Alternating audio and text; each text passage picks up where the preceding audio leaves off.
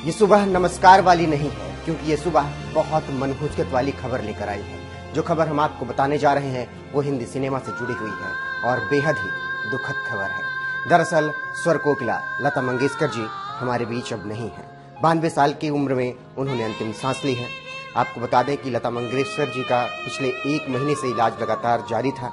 ऐसे में कल उन्हें आईसीयू में शिफ्ट किया गया था, जिसके बाद से लगातार उनकी तबीयत नाजुक बनी हुई थी और अब वो हमारे बीच नहीं है। और ये बहुत ही बेहद दुखद खबर है हिंदी सिनेमा के साथ साथ म्यूजिक जगत के लिए कि स्वर कोकिला लता मंगेशकर जी अब हमारे बीच नहीं हैं और उनके वो गाने हमेशा हमें याद आते रहेंगे। लेकिन जिस तरीके से उनका अब जाना हुआ है, एक सन्नाटा सा पसर गया है और हिंदी सिनेमा जगत में पूरी तरीके से मातम का माहौल है।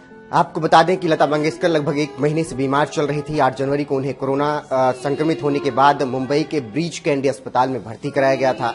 लता दी को कोरोना के साथ निमोनिया भी हुआ था। लता दीदी की उम्र को देखते हुए डॉक्टर्स ने उन्हें आईसीयू में एडमिट किया था। तब से वह लगातार संघर्ष ही कर रही थी। इलाज के दौरान बस 2 दिन के लिए उन्हें वेंटिलेटर से हटाया गया था। फिर जैसे ही उनकी तबीयत बिगड़ने लगी, फिर से लता जी को वेंटिलेटर पर सपोर्ट में लाया गया, लेकिन उनकी जान नहीं बचाई जा सकी। आपको बता दें कि लता जी के निधन की खबर सुनकर पूरा दुनिया शॉक्ड है और हिंदी सिनेमा जगत के साथ साथ म्यूजिक इंडस्ट्री इस वक्त मातम में है। सोशल मीडिया पर लता मंगेशकर जी के जाने के निधन की खबर सुनने के बाद सभी इस शॉकिंग न्यूज के बाद उन्हें विनम्र श्रद्धांजलि दे रहे हैं और उनके इस पूरे एक जीवन को याद कर रहे हैं कि कैसे लता मंगेशकर ने भारत का नाम पूरी दुनिया में फक्र से ऊंचा किया। सभी सिंगर्स आत्मा की शांति को मिलने की दुआ कर रहे हैं। फैंस की आंखों में नमी है।